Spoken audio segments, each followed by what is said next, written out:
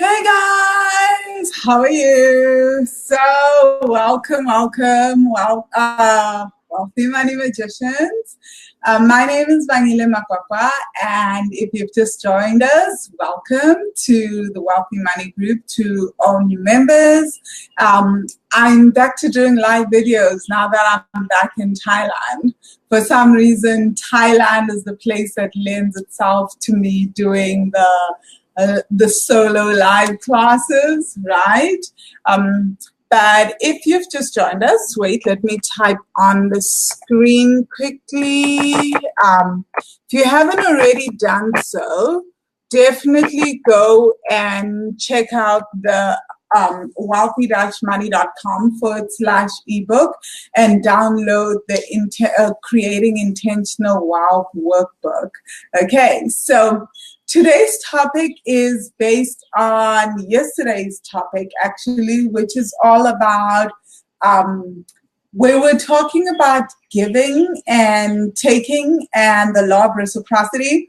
Funny enough, I only ever talk about the law of reciprocity when we do the gifting challenge. So I've talked about it once in my blog. And I've never really talked about it since. I thought we were going to do the gifting challenge this year, just not going to happen. With the retreat, everything just kind of changed. My schedule changed, and I'm just like busy with a bunch of things. And I still need to finish the next book. I'm just like, somebody help me. Anyway, so yesterday I was talking about how in Level Pule's group, Stretch with Level Pule, 2018, she had shared about how people in the group that don't share make the group heavy. And that really started making me think in terms of us as givers and takers as people. It's very interesting to me because one of the things that I sent Level a voice note, and I said, I found that so fascinating because I find that a lot of South Africans, we as people, I know that the group is made up of people from many different countries. I'm fully aware of that, guys, right? And I know because some of the people are in my courses or my coaching clients, so I know. So I just want to talk about South Africa for a minute, which is in South Africa, what I see a lot of us complaining about is how we're giving, but our families are taking, or we have friends that are taking. And it's something that keeps coming up often, and the need that we feel to protect ourselves, even financially, from the people that we love, right? And it's something that I was saying to Lebo that I'm really reflecting on since she spoke about that, because I think it's interesting because we may think we give in one sector of our lives, but we're not really aware that we're taking in another sector of our lives. So the way that life works is that we may be giving in one area, but that if you're giving in that area, it's almost being canceled out because you're taking in another area, but you're taking so vigorously in another area, be it energetically, knowledge, whatever, that you're actually not, how do you put it, replenishing from the place that you're taking. So then it will come out in terms of your finances, right? So it will come out in another way, which brings me to not just the law of reciprocity, but this concept of financial karma, right? Because I think it's one of the things that I did really cover on here or in my work. But I love looking at the law of reciprocity and financial karma in interesting ways. So the first part that I want to look at is financial karma in terms of debt and earning, right? So in terms of debt, we tend to have this really interesting view about debt as is you overspend money and so you end up with less money, right? And you have no money in your bank account. But what if debt is a holistic approach, right? That there's an emotional, there's a spiritual, and there's practical aspect to how we create debt, and it's all tied into financial karma. The most basic financial karma that we all know, right, is the karma of which is the practical aspect. I get money in my account, I spend it all, I use credit cards, I get loans, and I end up in debt. Right. So that's where I first started with this work. It was, that's what I'm going to focus on. That's the financial aspect that I'm going to focus on to get out of debt. So here's the crazy thing, right?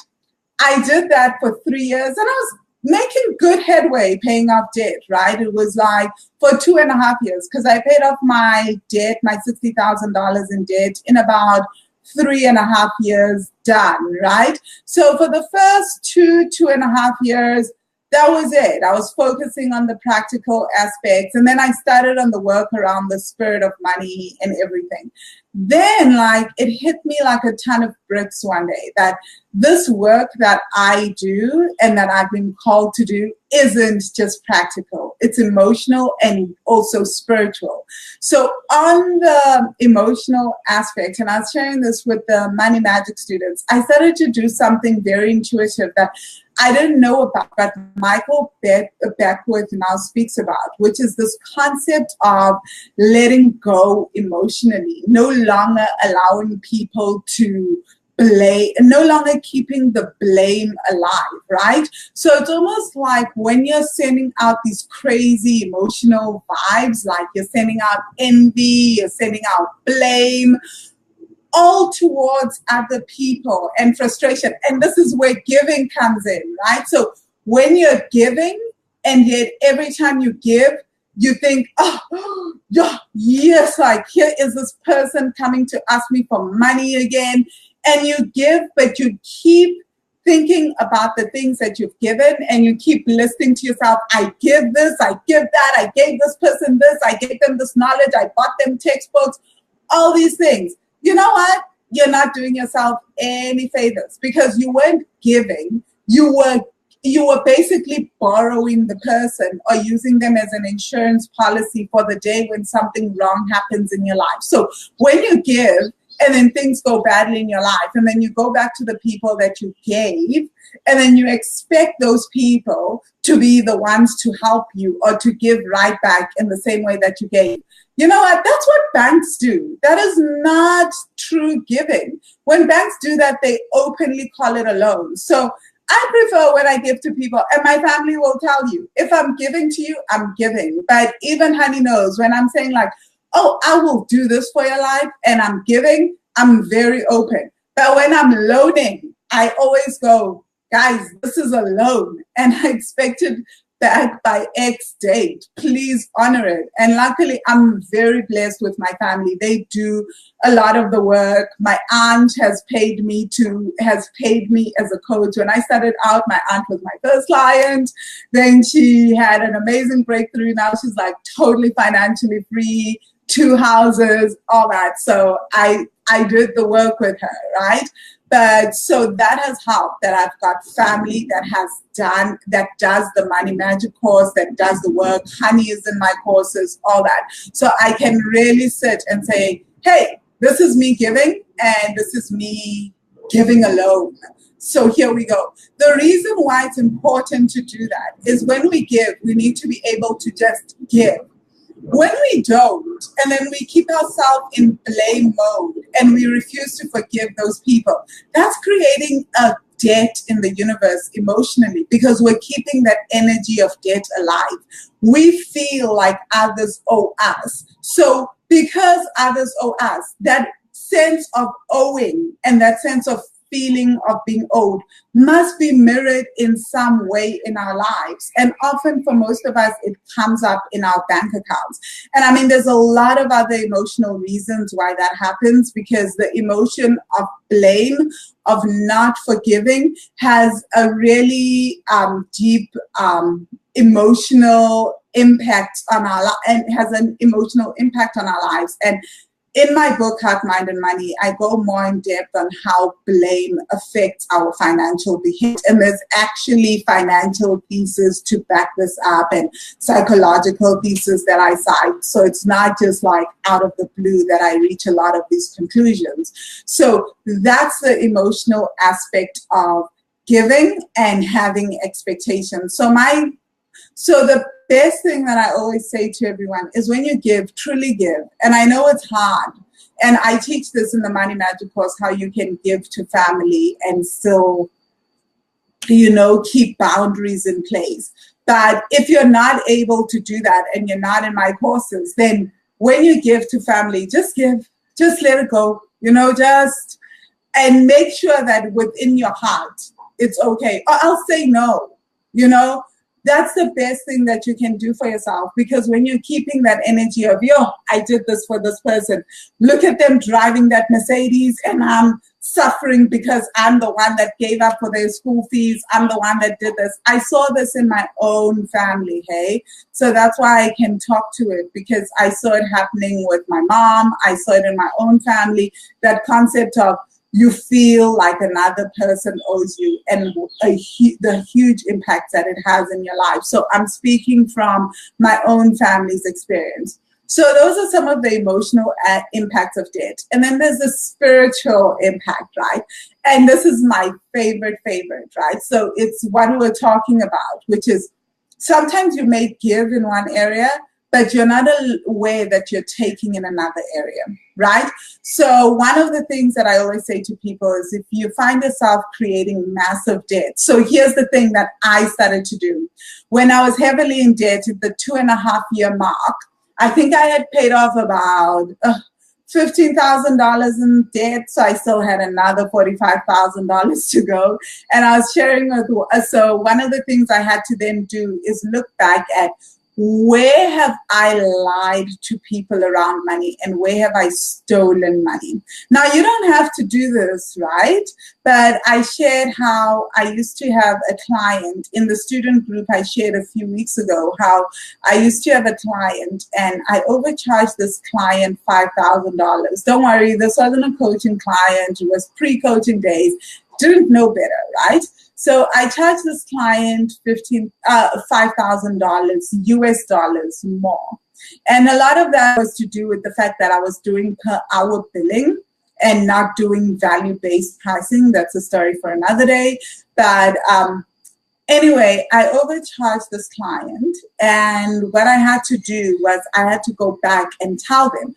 I didn't have to, obviously, but I chose to do that because I realized that part of debt is that what you've taken in one aspect of your life will be taken from you as well, and it's taken 10 times over. So I was like, part of why I'm creating debt is because of this one thing that I had done, and I need to come clean. When I told the client lost their minds. They were like, I'm never going to work with you, which is true. They've never worked with me again. And they demanded that I pay the money back within a month, which I did. I mean, and here I was struggling to pay off debt. And now I had to take whatever money was going to go to cover up the debts that I was paying to pay back this client. And I did. And then I started looking at things like, how do I create debt spiritually that then comes up and shows up in my bank account in thought, word, and deed, right? So basically in my deeds was I used to say to people, even on Facebook, so now I'm not so particular about this, right? I would say, I'm going to show up for an event and not show up. I would tell friends, oh, I'm going to show up. I'll see you at this place and not show up. A lot of that was coming from a place of, I'm embarrassed. I can't tell them that I don't have the money to do A, B, C, D, right? So I'm just going to say yes, I'll go to things and then not go. So I'll just tell little lies. I thought it's not a big deal.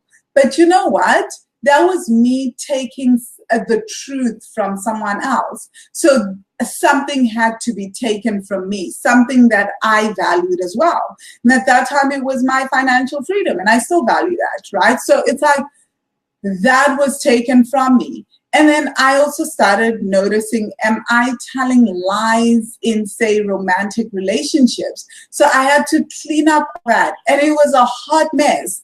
I called some of my exes, you guys. Like, I called some of them and told them how I had lied about certain things. And you know, when people have to act holier than thou, there's nothing worse than that. But you know what? I cleaned up a lot of that. And it wasn't fun, which is why I'm always like, I don't want to go back to such situations. But so those are some things that those are some ways that we create financial karma. I mean, there are other ways, and we may not even be aware of them, right? So it's definitely about trying to be aligned in thought, word, and deed. And like really, and the other thing is like paying debts on time, things like that. And a lot of it is about, I also had to go into doing a clearing up things around inner child, vows, etc. All things that we cover in the Creating Money Magic course. But these were just some of the basics. And like I say, like calling people and telling them that I've taken money, and that wasn't fun. And having that client ask me to pay them back. Definitely nobody in my life was like, oh man, it's okay that you lied to us. It's okay that you took money from us. Everybody punished me in some way. And that sucked, but it was okay. And then let's talk about the final thing that I wanted to talk about when it comes to financial karma and reciprocity, which I think Joe has mentioned before in this group. Or is it in the student group? Sometimes I get confused, but I think it's in this particular group where she shared a few months ago, where she was talking about how when she started the Money Magic course. So I kind of go on a rampage about financial karma once in a while with my students, right? And they just like, I guess they just go, oh, here she goes again. But she shared how like when she wanted to change the kinds of clients that she was attracting. And when she wanted people to pay for her products and services, the first thing that she did was she started paying for other people's products and services. Like she stopped doing the thing of, I want things for free. I'm looking for everything for free, because whatever you're doing, the universe can only send you people that mirror you. So if your entire thing is, I don't want to pay for anything, and then you start a business, guess what? The universe is only ever going to send you people that are a reflection of you. People who look at your products and services and go, oh, wow, that's too expensive. I won't pay for that, right? So whoever you are is what you're going to reflect. So if you want to change, say, the kinds of clients that you want to attract, change the kind of client that you are.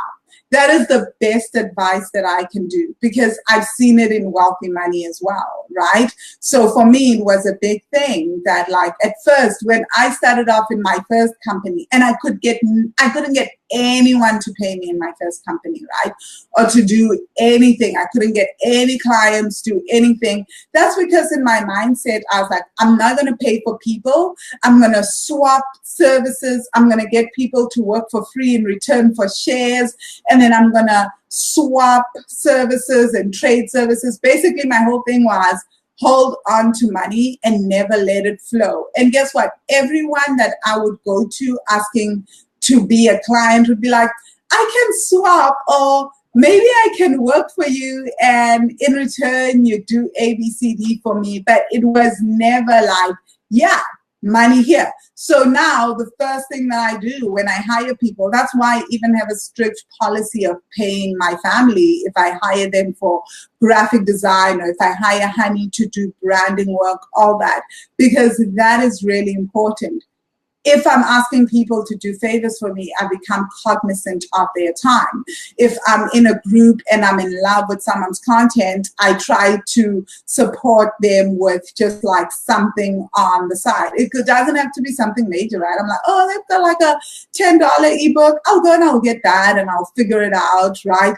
But it's just my thing of, I just started becoming cognizant. Like Joe says, Joe is very intense. She's like on the opposite spectrum. Like, I know her personally, right? So she's like, I will pay for absolutely everything. If I'm in someone's group, I'm just like, everything. That's the way to do it. So she's hilarious sometimes. But my whole thing is really, it's about, I started to notice that the reason why I did that was I started to realize that from my first company, it wasn't even something that I learned in Wealthy Money. I learned this from the jump with my first company, and I swore to myself never to replicate it again, right? Because I used to make people work for free, you guys. Like, people used to work so long and so much for me in return for equity in the company, and then the company didn't have any value and went bankrupt, right? So in essence, people worked for free. So that never ever set well with me. So I started to change that in Wealthy Money, and that's how I have seen things change and shift for me. So my best advice is become the very thing that you want to attract. It's not just in a relationship, it's also in terms of business and clients, right? So yeah, thank you very much. And like I said, if you haven't already, check out wealthy-money.com/ebook. And when you get the emails from me for downloading the book, join the masterclass. The masterclass is on Sundays, so if you miss it, you miss it, right? Otherwise, hopefully you'll get the email for the masterclass really soon. But there will be another masterclass after that, so just sign up for the next masterclass when I have the email for that. So thank you so much, guys. Let me know your thoughts in the comment section. I'm not really able to see what you're saying in the comment section because I can't see on Be Live. I think I've said this before, but they are changing their app and doing some magic with it. So hopefully soon, I'll be back to reading comments live. And I wish you guys have a fantastic day. Okay, we'll chat in the group. Let me know your thoughts. Did you get any aha moments and insights from this? Okay, cheers.